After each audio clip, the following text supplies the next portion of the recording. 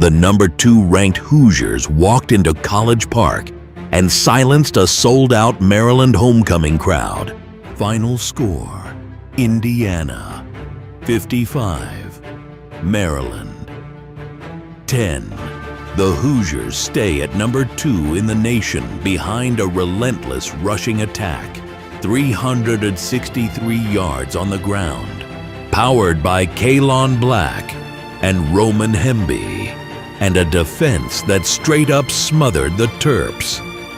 5 forced turnovers, only 37 yards allowed rushing, and Devan Boykin takes a fumble 32 yards to the house. Mendoza steady at the controls, 201 yards through the air, 14 of 21, 2 touchdowns. Now the road gets even tougher. Big noon kickoff, a trip to Happy Valley, and on Tuesday night, the first college football playoff rankings drop.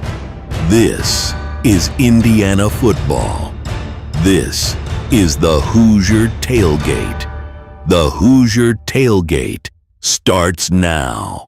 And picked off up the sideline.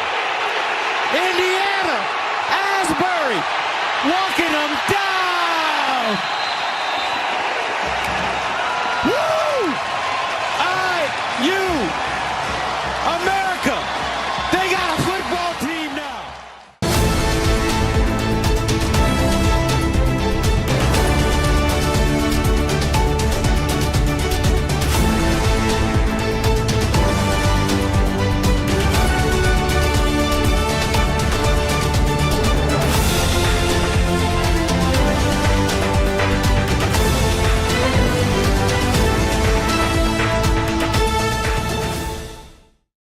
Good evening and welcome back to Hoosier Tailgate here on the Hoosier.com Monday recap show as the Hoosiers went out to College Park, Maryland on homecoming in front of a sellout crowd and delivered a complete beatdown of the Maryland Terps, and the Indiana came away with a 55-10 win in College Park.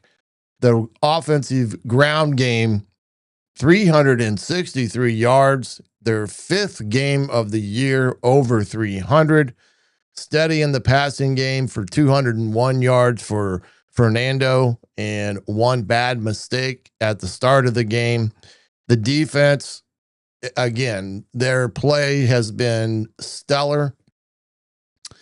17 yards on the ground is all that Maryland could muster on Saturday, and Indiana's defense got 5 takeaways, of which the one, Mr. Devan Boykin, took it to the house for 32 yards and giving Indiana a huge score, and came back the very next series and got another turnover that led to a score. I believe Indiana had 24 points off of turnovers on Saturday.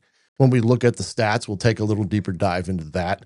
But there's nothing more than to say is that if anybody thought that that game was going to be a trap game or a potential upset alert, Indiana took care of that at about 5 minutes or 5 or 6 minutes into the ball game.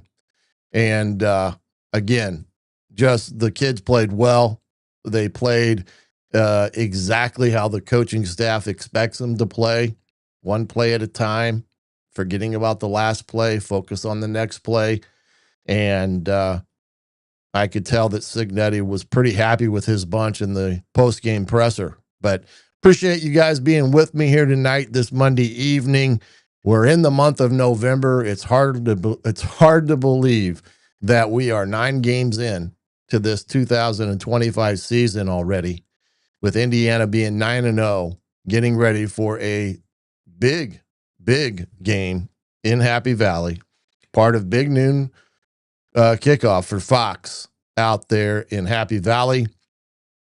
100,000+ seat stadium.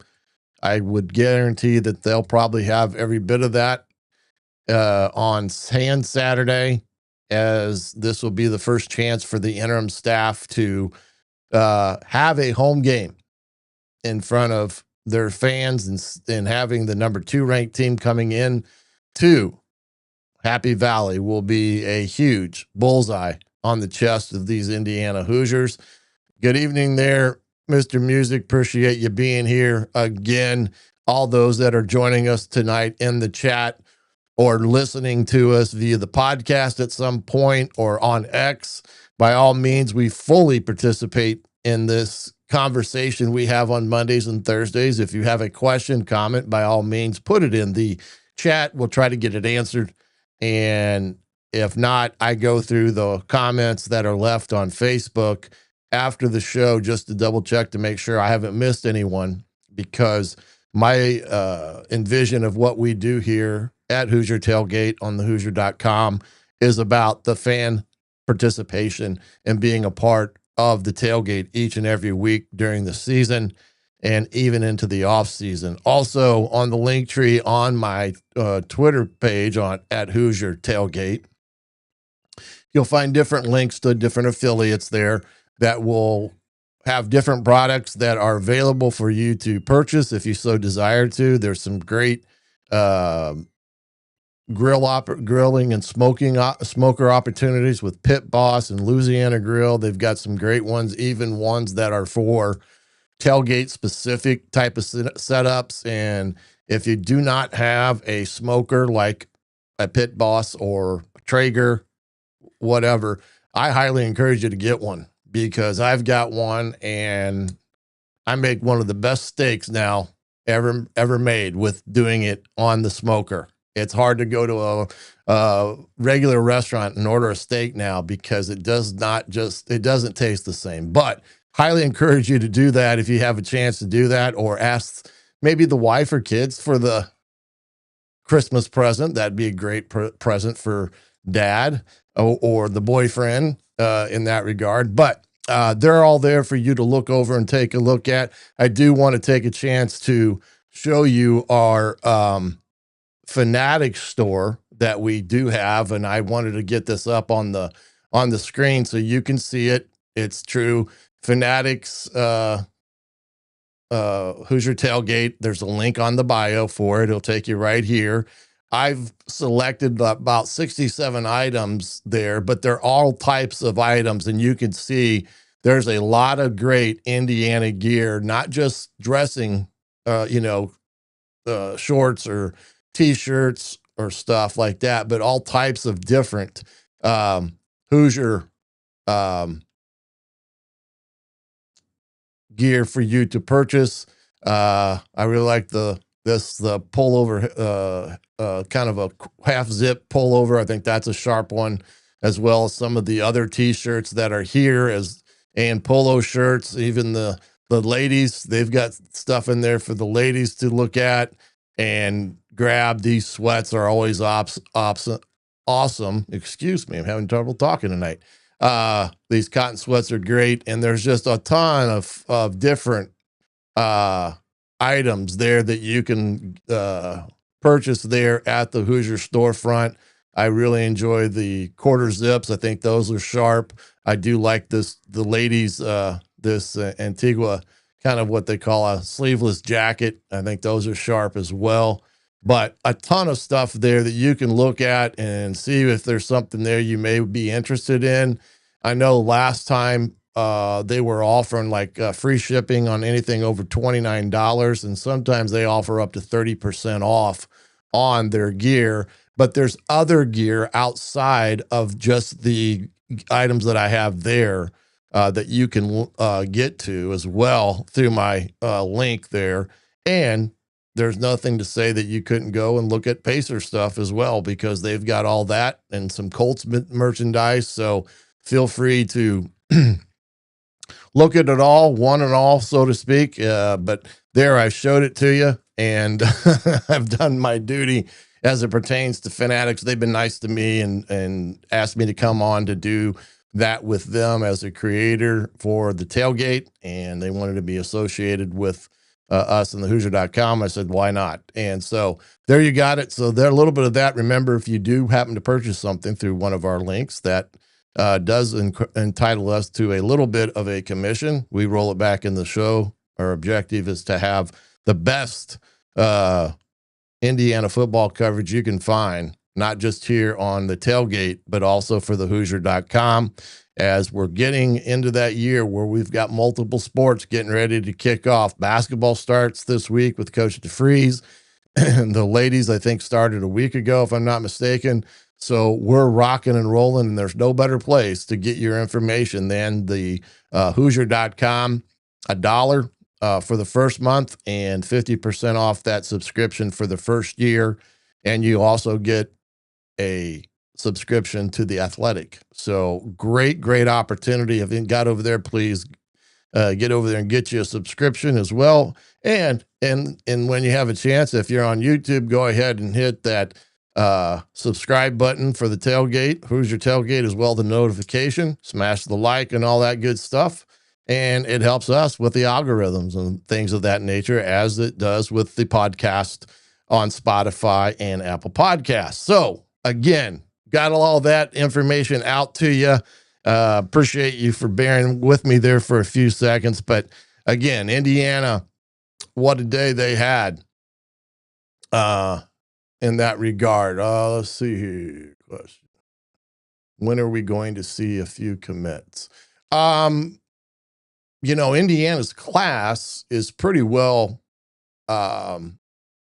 wrapped up in some respects. They only have a few spots left because I'd have to go back and look. They've got 20 plus commits for the 2026 class. Now, there are some that they're entertaining that were committed to Penn State that may flip, whether it's the 26 class or the 27 class.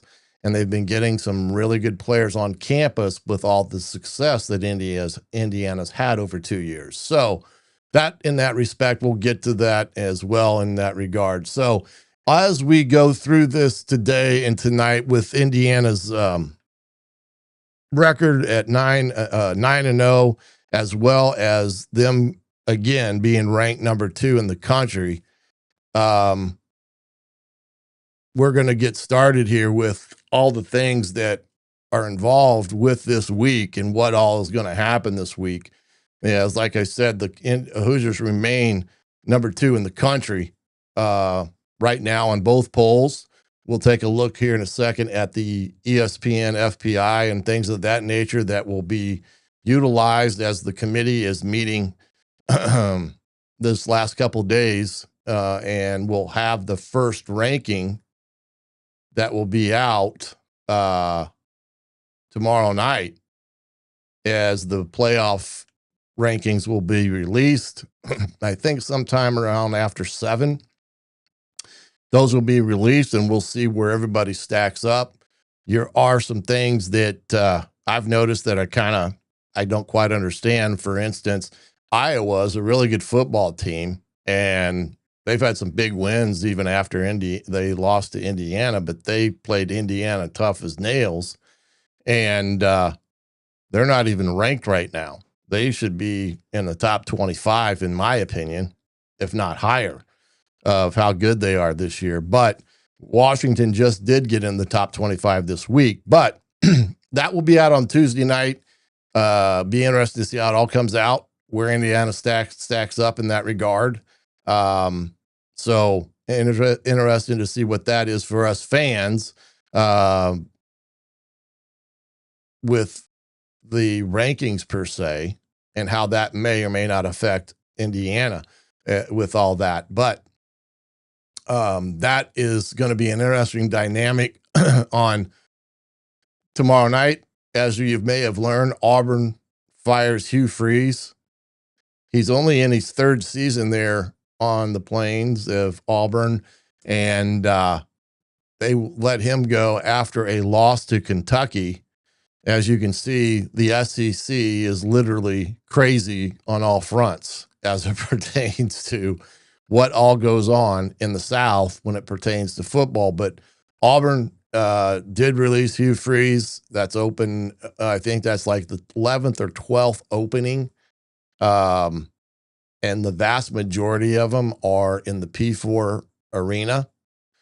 And it's one of those years, there's going to be a lot of opportunities for coaches, whether you're a head coach or a coordinator, to potentially get into a P4 job, just because there's so many jobs out there. They're not going to have enough guys to fill those jobs that are available. As you look at all the guys that have just signed the contract extensions, you got Matt Rule, who signed a contract extension, and they got beat on Saturday. They locked him up, I think, for another couple years. I don't know the exact details, but other schools did the same thing. Lastly, at SMU got an extension. And so the market is dictating those that have coaches in place, and they may be in a year that they're doing okay, and maybe not a year that a normal AD or a normal year where an AD may extend a guy. You're finding that they're doing that to protect their asset with that coach. So interesting in that regard. But Hugh Freeze out at Auburn, and another big time P4 job, or what people refer as the Blue Bloods, open in Alabama. And it'll be interesting to see how that all falls out with that in LSU. Again, big noon in Happy Valley for the Hoosiers and Lions on Saturday, which, I'm sure it will be an interesting game in the sense that 100,000 plus in that stadium. I had heard a rumor that may be classified as a whiteout game. So that should be an interesting environment for these Hoosiers to go play in. But we'll get to that after we get some of this breakdown going here of Saturday's game with Maryland. We're going to head into a little bit here of the FPI rankings and such. And this is the updated FPI. And hopefully you guys can see that rather well. I'm going to try to blow it up a little bit more. And then I got to do this to do it right in that respect. And then I can go back and do that. And hopefully we'll get everything here just before I get rolling anywhere. See, I was sleeping. Yeah, I think a lot of people are sleeping on Iowa. And Tyler, appreciate that, partner. Really do. Yep, that's pretty much the case, Robert. Get mentioned for a job and get a raise and extension, even though you may not deserve it. I know some Nebraska folks weren't too happy that they extended Rule. And I think his record against top 10 teams is as bad as Franklin was, or ranked teams. I think he's like 1-25 in his career against top 25 teams. So unfortunately, the market demands it. And if you want to keep continuity, you're going to have to do that. So here's FPI, the power ranking index that I'm sure the committee will take a look at some of these, data points that they always do in terms of what they all look at. Normally, when I was on the NCAA Division III committee for the national tournament, the NCAA pretty much, when they did these, has a pretty uniform way of selecting and ranking and how to look at things with all the different data that they bring in. Of course, the first thing that everyone should look at is head-to-head, who you beat, things of that nature. And then also your strength of record, strength of schedule is another data point that they will look at. And there are some other ones there, but the number one thing is head to head, and how many losses do you have versus another school that maybe you're competing against for a spot, and is a 2-loss team better than a 1-loss team? And those debates that will go on in that room will be hot and heavy in that respect. When when I was a part of that D3 committee, we had some great discussions that went on until the wee hours of the next morning when you had to release the playoff team and brackets. So again, this will be, these people will take it seriously. They always do. But anyway, right now you can see Buckeyes 0.3 of a point better in the FPI than Indiana. Indiana has moved up with some of the wins of late.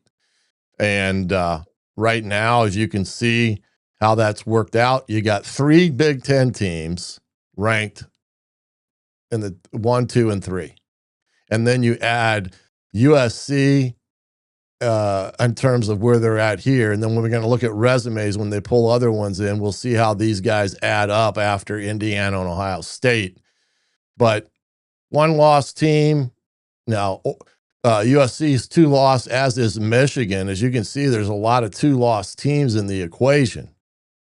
And it will be interesting how those look when you talk about looking at a team's resume here. And this is where Indiana has a pretty good deal of, in terms of what they've done on the college landscape.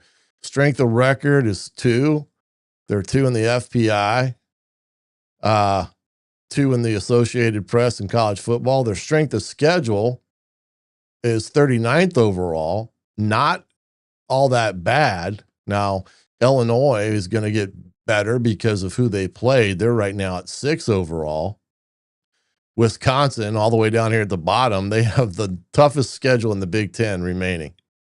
But Indiana at 39, that's pretty darn good compared to where they were a year ago at this time. Then their strength of schedule with the rest of the way is 26. And that's good because when you look at it, compare that to Ohio State's, which is 43. The Indiana is sitting pretty good, although Oregon is at 16. Indiana's beat them in a head-to-head competition. So really good there. And you can see Iowa down here, 9 in their remaining strength of schedule. And then efficiency aspects of things. This takes into account offense, defense, your special teams, all that type of stuff. Indiana still holds the 1 ranking in overall efficiency. Offensively, 4, defensively, 2, and right there, ranked 12. But overall in the Big Ten, they look pretty good. And if you change this, and if I said, oh, shit, didn't mean to do it that way because it blew up on me. Why is it doing that? I was hoping to get all of the teams in there, so not going to be able to do that the way this thing is acting. Oh, well, we'll do that next time. I think on Thursday, get a look at, after they get everything out, what all the FPI and stuff is showing there. That is, but Indiana's resume, what I'm trying to get to, and maybe I just spit it out. Indiana's resume is strong as of right now today. And it'll be interesting to see, do they come out as the number 1 ranked team with all the data points over Ohio State, who doesn't have as good a data points as Indiana has. Now, I don't think that will happen because they are the defending national champions and they are still winning ball games handedly. Took care of Penn State, and I don't care what Penn State is overall. They're still a really good team. They've got some really good players, and Ohio State played pretty good. Tate and Love are legit threats, and Sand is playing really good at quarterback for them. So it'll be interesting tomorrow night how that all stacks out when you look at everything at that, from that standpoint with the FPI aspect of things. And we'll see what all that is. Let's see here. Oh, yeah, the Big Ten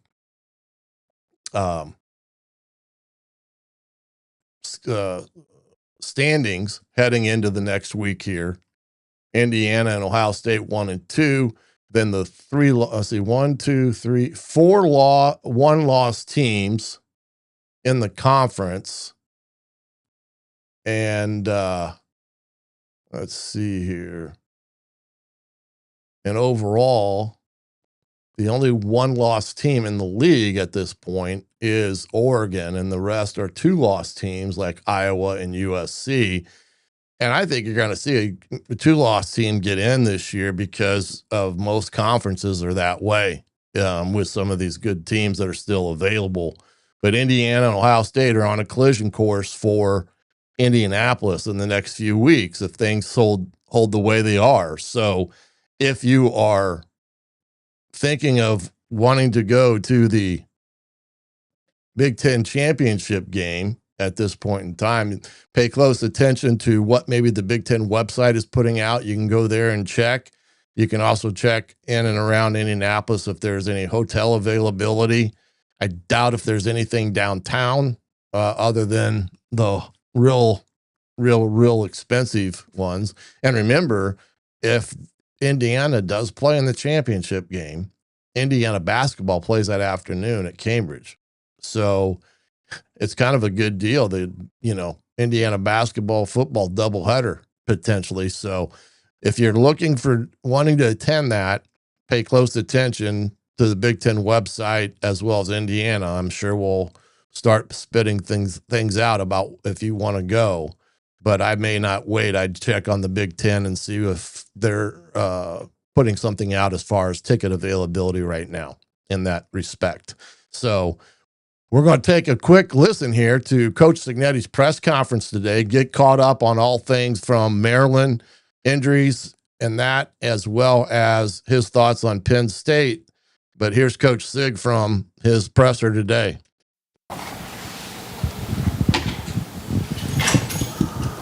All right, Penn State this week, okay? This is, they're in the top 25 in the ESPN Football Power Index, 22, I think, still. Same guys they started the year with, for the most part, that was ranked number 1 to number 3 in the country. So a lot of good football players at all positions, playing really hard here. Terry has done a really good job of sort of rejuvenating these guys. And it'll be his first opportunity to play a game at home. Tough place to play, 100,000 plus people. They're a really good football team. Had some tough times. And we got to have a great day today and a great week. Stacked days, just like always. Be prepared, have the right mindset, play really, really well. First play to last play. And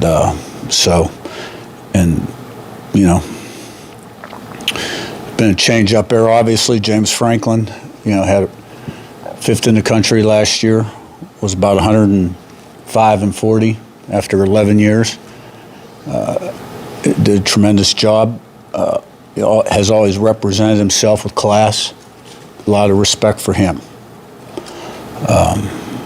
And Penn State. Always have had a lot of respect for Penn State, too. So, Saturday, Maryland, good win for us. I think when you look at that game, what sticks out, turnover ratio 5-1, resulting in 21 net points. Maryland was number 1 in the country in turnover ratio coming into the game. Great job by our defense creating 5 turnovers. And the rushing numbers, 370 to 37. There's others, 3rd and 4th down, we were 66%, they're 33. We had the ball 41 minutes almost, 4 or 5 touchdowns in the red area, they're 0-2. And our defense did a great job early when the offense turned it over, holding them to a field goal. And so it was a good win and got to play a lot of players. So, but obviously we've turned that page, and everything in this game is earned, not given, and you got to earn it every single day. The game gives you nothing. You get out what you put in, and we got to really be sharp this week and have a great mindset. Questions? Zach, I guess kind of a two-parter. First one is just, Injuries, specifically Aiden, Elijah, and Drew, just kind of where are they heading into this week? Yeah. Well, we'll know more on everyone as the week progresses. So we didn't really come out of that game with anything that we would call significant. You know, the bumps and bruises that can occur during the course of a 12-game season. Aiden Fisher, we thought made really good progress toward the end of last week. Wasn't quite ready to go, very optimistic on him. Elijah, we'll know more day to day. He's been dealing with something the last 2 weeks, but has been able to play. Had a little tweak of something else early in the game, and we got him out for precautionary reasons. Drew Evans will not be available this week. And I guess the second part of it is, I understand you are not taking anything for granted, but with the way that the playoff has changed the postseason structure and the way that it's changed just, frankly, the length of a season, do you view injuries differently when you can, essentially kind of, if there's a wider sort of path to the playoff, do you think any differently about, risking a certain player? I don't say risking him, but, playing a player at a certain place in an injury, or maybe giving him more time to heal, knowing that there might be greater opportunities deeper into the calendar, if that makes sense? Yeah. Well, I mean, injuries are part of the game. Some of them are outside your control. I'm always thinking about the health of our football team, which is why we practice the way we practice. And if you happen to notice at the end of the games, when we're running the clock and snapping the ball with 2 seconds, we're reducing the number of plays in the game, right, which we've done quite a bit in some of the games where we've gotten out ahead. I think I know what you're asking, and the answer to that is we take those things day to day and make the best decision, starting with the individual's health. This is on your left with Pete. Yeah, Kurt, you worked to get Byron Baldwin some meaningful reps on Saturday. The players in the fall kind of raved about his progress. He suffers injury. How did he deal with kind of being sidelined, and now what do you expect from him going forward? Yeah, I mean, he missed quite a bit of practice time, and which allowed us to kind of settle in on our 3 starters and keep them at the same position. We've got position flexibility, really with all 3 of those older guys. And Byron returned to practice maybe 2 weeks ago and got to play Saturday, so it was good to get him in there on defense. He's also playing special teams, recovered a fumble. He's a young guy that has a lot of talent, but he's a young guy. And, there's a big difference between guys that have been around the block for 5 years around this game and a freshman. In a lot of, I don't need to explain the difference between an 18-year-old and a 23-year-old. You guys, but he's got a great future. He recovered a fumble, thought he played well, and we're counting on him helping us the rest of the season. Pete, on your left with Daniel. Yeah, Kurt, what's been the biggest jump in Omar in terms of performance this year, and including perhaps blocking? And then what do you need to see more from Jonathan Brady and Charlie Becker? I think Cooper, with another year of maturity, has just become more consistent. There's still improvements to be made, like everybody else on the team. He had that drop, and then another one we could have come down with. It was a tough catch, but he could have had a huge day. But he's an explosive player. He's good after the catch, hard to tackle, and he just keeps getting better and better. And I think it's all in front of him. I really do. And I've seen a lot of growth in Omar, and I've always been really impressed with his upside since the first spring after I got to watch him a few times and saw his explosion and suddenness. What about Brady and Becker? Charlie Becker's done a good job. He's taken advantage of his opportunities and saw more playing time on Saturday. Also a real key guy on our special teams, as is Brady as a punt returner. Brady's made a few plays in the slot also, He's just unfortunately behind Cooper.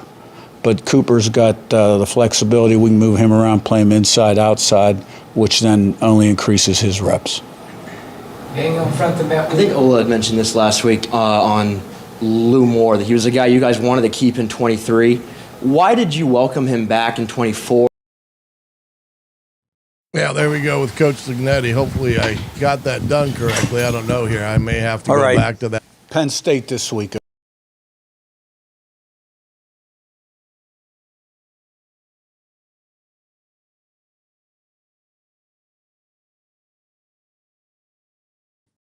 And we'll get it back here. And there we go. I think we got her. Well, maybe we don't have her. All right. Coach Signetti's driving me nuts. So anyway, can you hear me now? Well, sometimes I get it right, sometimes I don't. But Coach Signetti, they're speaking about that game on Saturday and the challenge that they have with Penn State. I like the comment when he came in and said he really didn't care about what you guys thought about Maryland and patting them on the back because they had the 23rd ranked team in the I guess he thinks in the country with the FPI and all that stuff. So he understands that they got a big challenge on their hands come Saturday at Happy Valley. The other thing that he was stating there as well, which I can appreciate, is he did talk about the offensive line, and what they did on Saturday was pretty amazing to have 363 yards on the ground. And they did a heck of a job because they put Zen Makowski at left guard for Evans. And that kid has played most of his snaps in games at tackle. Now, in practice and stuff, what they usually do is they'll take their next best guy that maybe probably with the second unit, but he's the next best offensive lineman, and they'll move him around in practice for this specific reason right here. In terms of an injury, Evans, I'm not quite sure what is his status. I'm guessing it's a knee, like a sprained knee. Sounds if, I think they're hoping that they get him back against Wisconsin. But they also have a bye week there prior to the Purdue game. So we'll see. But I thought the offensive line was outstanding. We'll show some things on video to back that up as well. It was just one of those things that I thought they played their, off, because these guys were against some really good defensive linemen from Maryland, like we talked about. So,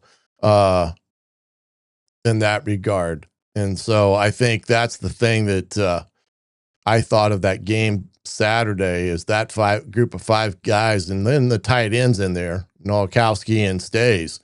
They played their, what's off that entire game that enabled Black and Hemby, who run hard. And those guys' effort is unbelievable when you watch them. Black at times is kind of thought to be brought down, but he's dragging 3 or 4 guys an additional 2 to 3 yards. And Hemby, every time he's hit, he's always following forward. That gets an extra 2 to 3 yards. And those add up through the course of a ball game. But those 2 guys, unbelievable. And then you throw Martin into the equation. That kid's going to be special. That kid has got the power of both those guys and the speed that's better than both of them. So in that regard, let me see here a couple questions here. Wyatt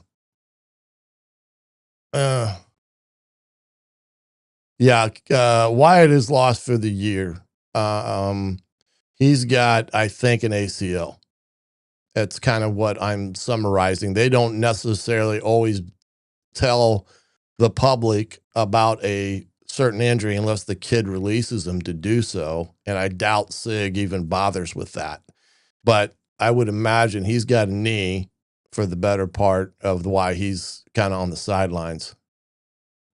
Yeah, I thought he did a great job. I mean, that's not easy going from tackle to guard in a matter of 5 days.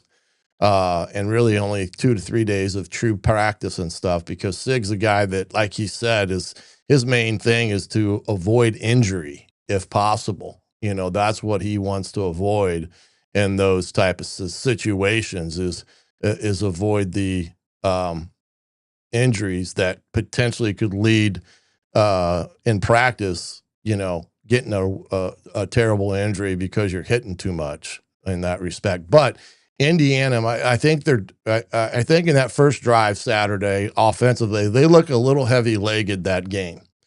Kind of like they did a little bit against Ohio State, you know, in that first couple drives at Ohio State outside the one, they took the opening drive and scored, but they look a little heavy-legged at times, and to be expected. These are the games that you really got to push through it, man. It's really mindset and things of that nature. In terms of that, any chance that with the NCAA going with 5 years this was his 5th year. So this was his last true year of eligibility.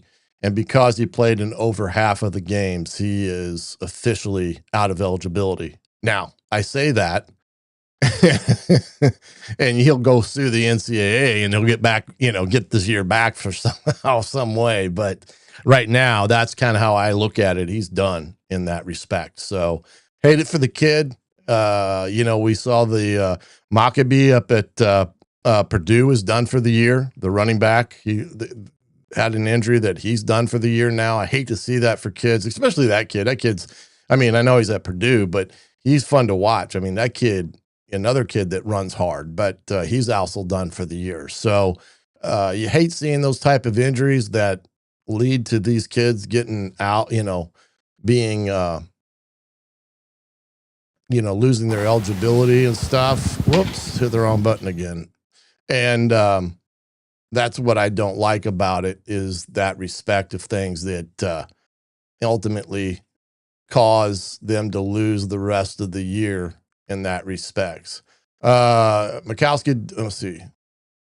Yeah, I'll show you that one on that one sack in that respect. So I'll show you that one when it comes to that aspect of things. When he lost that block because he took the whoops, what's going on here?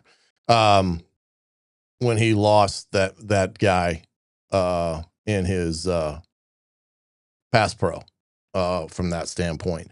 When you look at let's go over some of these stats from Saturday, and then we'll get into some video here. This is the final statistics that from the game. Indiana, of course, 55 points, just total domination. Even at halftime, when they were ahead 20-3 at halftime, Indiana had 131 yards rushing and 159 yards passing for 290. Maryland at halftime had a total offense of 86 yards and it only had 8 minutes in terms of time of possession. So Indiana, outside of those first couple drives, thoroughly dominated the first half, and then that led to the second half being the way it was. That's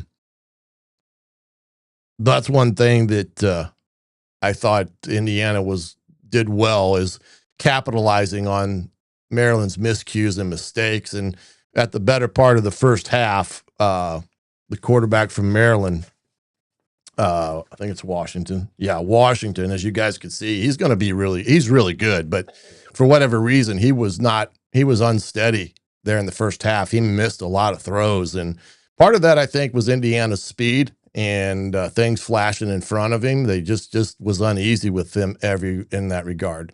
But Indiana, 52 rushing attempts, passing wise, 16 of 23, 70%, while Maryland was at 55%, almost 600 yards of offense.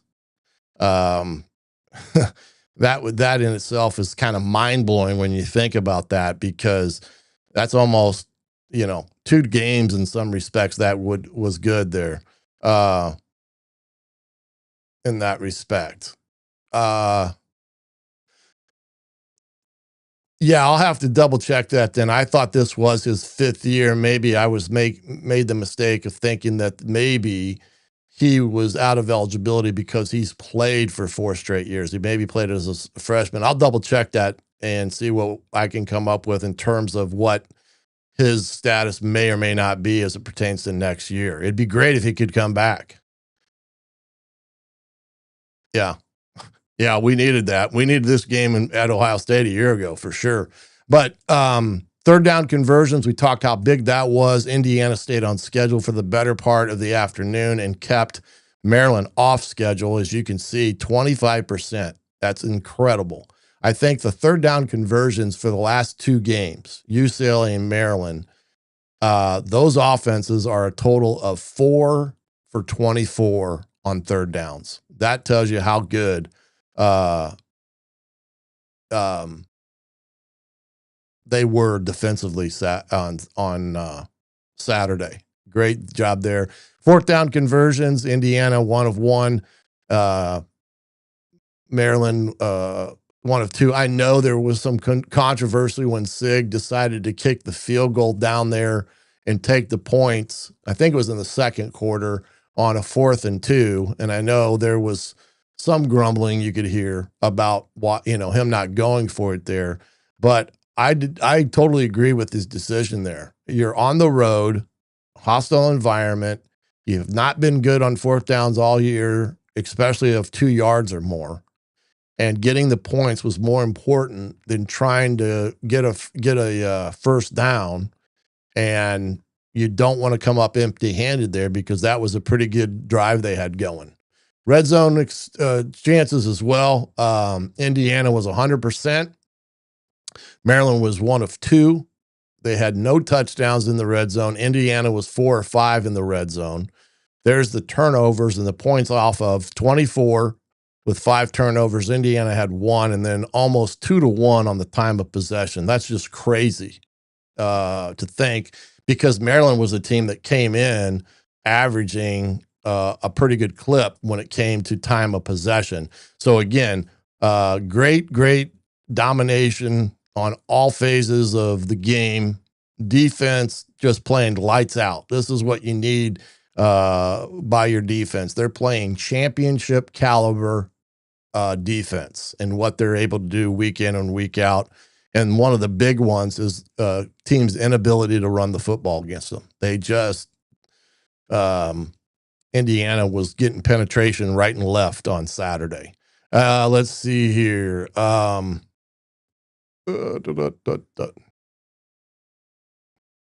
I looked at the game objectives, and we talked about this last week on Thursday, we kind of laid out some of the expectations or things that I think were important in this ball game. Indiana's offense hit all of them. They did establish the run game. That was important. I thought that was going to be a critical area for Indiana, coming off a game against UCLA where they rushed for 263, and they come back and plus 100 on this game to get the 363. Stayed on schedule. They won those money downs. They got 100 points inside the red zone, and they scored more than 35. So that was a good office day for that offense Saturday. Defense is just as important in all this. They did make Maryland one-dimensional. They took the running game completely away from them and forced a freshman quarterback to say, you're going to have to beat us by throwing the ball. And they did a great job of pass defense Saturday. The only thing they didn't do is get a sack. They were kind of a step late and a dollar short on a couple of them, but that kid's a big kid and he does have a quick release. So that's what enables them to, kind of like Fernando. It's hard because they can get rid of the ball quickly. I did think they did get adequate pressure with 4. They got them off schedule. They won the third down money down. They held them to under 14 points, and they won the turnover battle plus 4 on the day. On top of that, they returned a fumble for a touchdown, which is an added bonus when you think about that. So a complete and utter domination when you think of that ball game and the statistical data aspect of things. Indiana was, whoops, what am I doing here? Indiana really came out of that game very good in all those statistical categories. You can't be too disappointed in that performance over the last 2 weeks. I think they're on point in everything that they're doing. I think that they've got a mindset that I kind of think that those kids are in a great mindset. I think the coaches have done a great job of keeping them focused on the important things. And I do think SIG does a phenomenal job of communicating the message, and that goes down through the coaches to the kids to the organization as a whole. They're all on the same page, baby. And that's what you want to see, especially coming into this latter part of the season where it's a grind. You're in that season part of the year where it's a grind. Even for the coaches, this part of the year is a grind. You know, you played 9 games, you know, and they've been tough ball games. You're fortunate enough to come out with wins, but at the end of the day, it's still a grind to get week in, week out the results that this team's getting at, you know, from the kids that they got playing for them on Saturday. So kudos to that. Let's head over into the video room here quickly, and let's see what we got here in that respect. All right, here is some things that we'll show in this one, okay? This is that first pass on Saturday that Fernando had. Let's see if this is the one I want, though. Whoops. Nope, this is the one. The pass that, you know, that Indiana had on Saturday with everything. And what Indiana you're going to see here, and I'm going to draw on this real quick, they're going to run a mesh route. You're going to see this guy come as an over guy. They put this guy in motion. He's going to come underneath.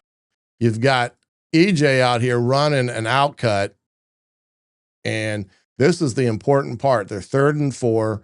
Hemby's going to check and release, and this is what we call a mesh route. The rules for the receivers in all this, the progression read is 1 to 2 if you stay to your left, and it's 1 to 2 if you stay to your right. I'm sorry. And you've got the tight end here. I got to move that for a second.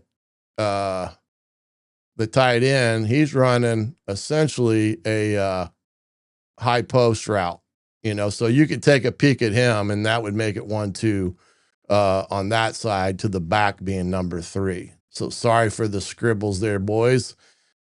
My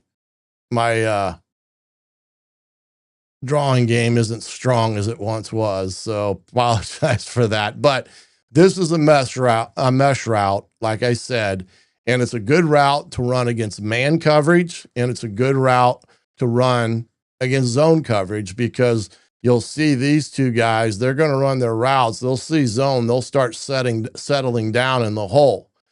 What I want to show you here is this guy's technique to start. He's inside leverage of EJ. So EJ is going to, what we call is you attack the leverage of the corner when you're running an outcut.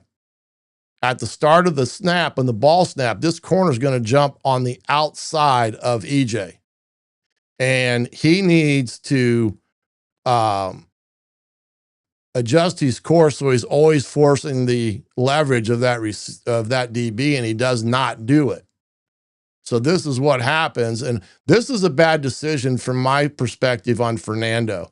They're playing cover 3. This guy's going to try to get the outcut.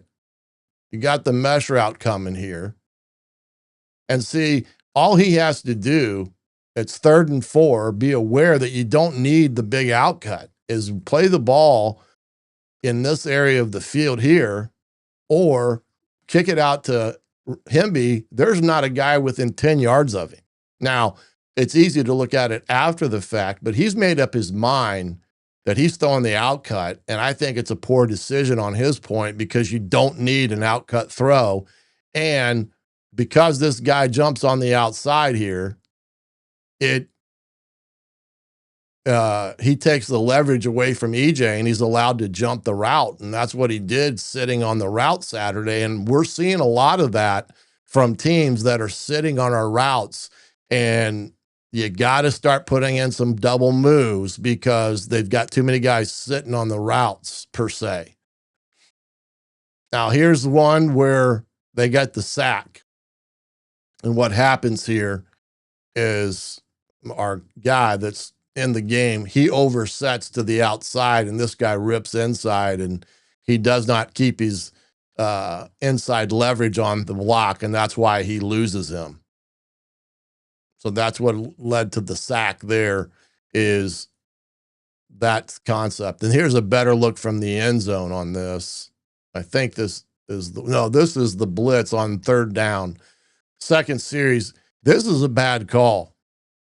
It's third and long. They're going to try to run a draw here, and they're going to bring these two guys. This guy's going to come, and this guy's going to come on a blitz. And so this play's dead from the start. And this is where Sig doesn't like running checks where the quarterback can check out of stuff. So this, they almost took the handoff here and took it back for a touchdown. I mean, that's right there is really, really scary in the grand scheme of things. And if I'm Hemby, I may tell Mendoza, don't give it to me when these guys are beating down on me. But there was no chance at this play from the start with that blitz. So there's zone blitzing and bringing the fire like they do. And like I told you on Thursday, when you get in third and long with these guys, they get junky. 3rd and 8. They bring pressure. Indiana does a great job of blocking. And Mendoza, watch this throw. Watch him rip this ball. Because Coop is running what we call a feel sit route. When he feels the linebacker come off of him there, he's going to sit in that hole and not get himself in the free safety. And they get the big first down off of that play alone. Now here is inside zone read. This is a great play and a great call. And Fernando does a great job. These guys are blocking zone. His key is this cat here. When that guy comes off the edge right there, and you see how his shoulders are turned on the running back, that is an automatic give. That's an automatic keep for the quarterback. As soon as he sees that defensive end shoulder turn, he's pulling it right now because he can't recover. And that's what happens. And he got a good fake, and they had great blocking down the field. Here's another route. See, they're setting on these routes. See, 14 setting on the route. And what they needed to do here is stalk Becker and send him on a go route, and it'd have been a touchdown. And this time, Coop does what he does. He does a great job of it. Beck gets away with a little bit of a hold there. And Coop, he's just very masterful at making people miss. Now, here's a great call, too. This is third down. And, we said what they like to do in the red zone, they like to bring pressure and they like to man it up at the same time.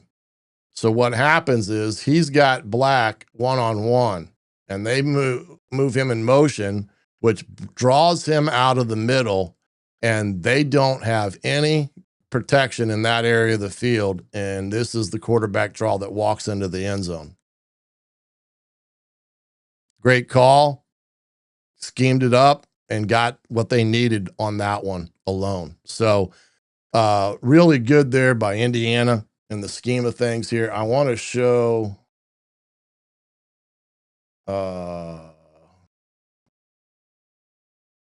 that's later. Oh, shoot. Nope. I'm trying. This is the one they almost got picked.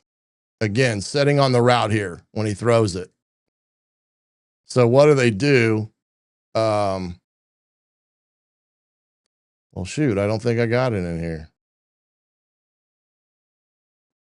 I guess I don't. They run the double move to Cooper for a touchdown, which is called a sluggo. And they do a great job.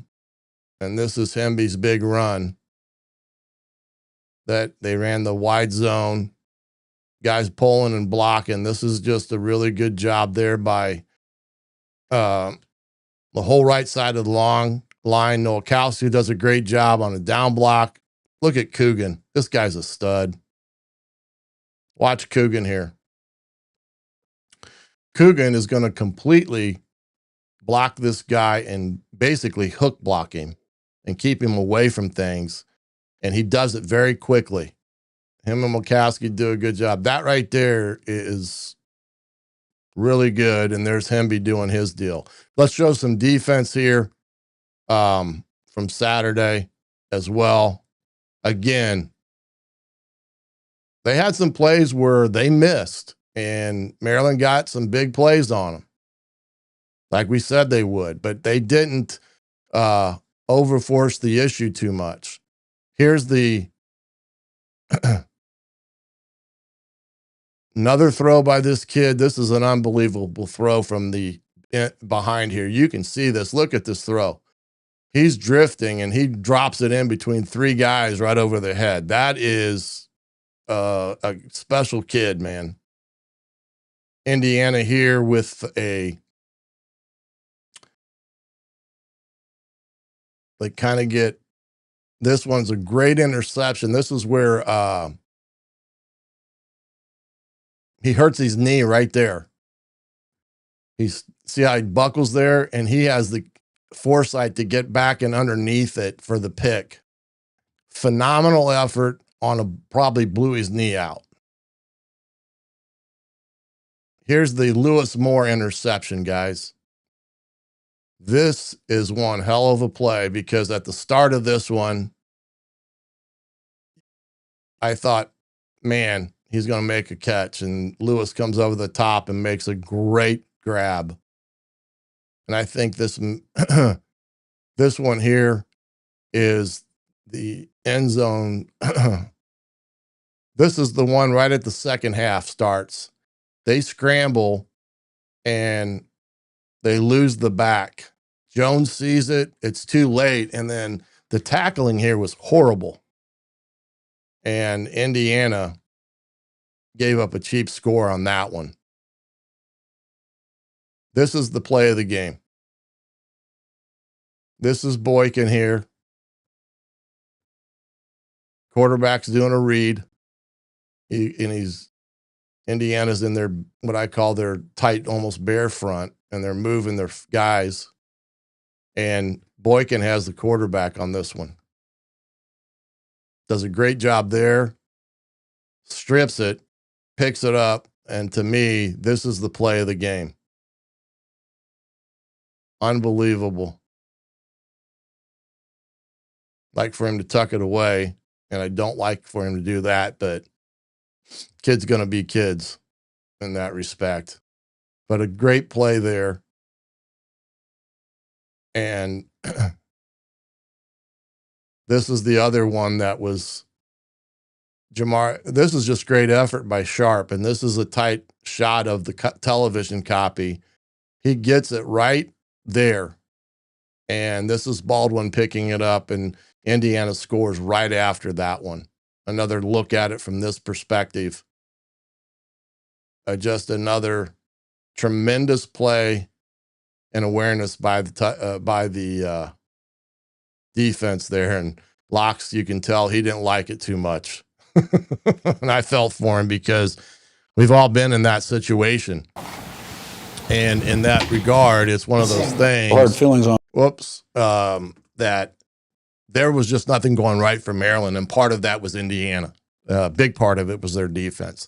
A lot of great things. I could have showed 10,000 more plays, it seems like, from Saturday, because about every play Indiana ran, they were running at very high efficiency with very little missed assignments. I think Sig stated that in the presser today. Very seldom did they have guys missing assignments on Saturday. The wide receiver blocking on the perimeter was good. And of course, the running backs ran their tails off, and they got the result, man. They got 363 yards on the ground. Let's see if I got any other questions here before we say goodnight, and we'll get that. Yeah, that was a pretty pick by Lewis Moore. Big time play. Big time play. And again, all those turnovers, I think Indiana, for the better part of them, I think it would have been, let's see, 4 of them would have been points they got off of. Yeah, I mean, it's crazy how close they are in that respect, in terms of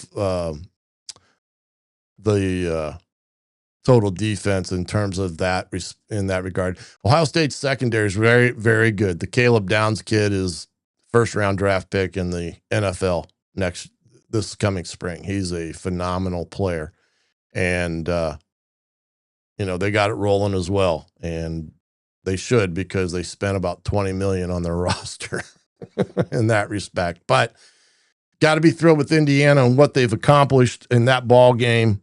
Hemby and Black, again, those guys were awesome in their game, and the up front offensive line play guys was phenomenal.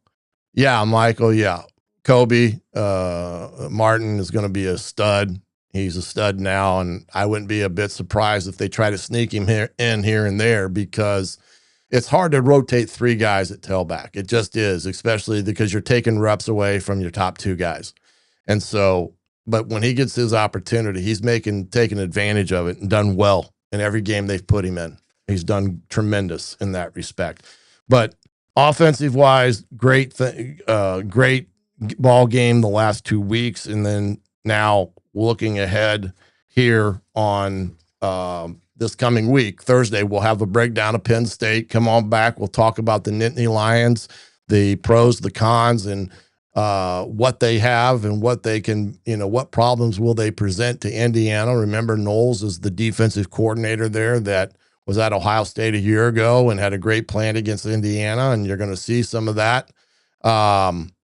So we'll take a look at them and get ready for that as well on Thursday for the Penn State game. Again, big noon kickoff, 12 o'clock game. We will also have Coach Griff's pregame primer again, hour and a half prior to kickoff. And then we will also have a postgame show after the game, as far as our planning is right now. So stay tuned to all of our Twitter feeds in terms of times and such for another broadcast. But Thursday, right back here, 7:30, Hoosier Tailgate on thehoosier.com.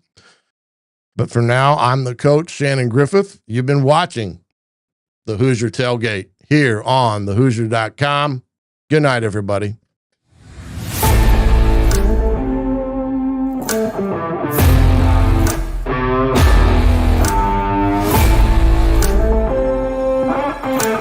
Thank you.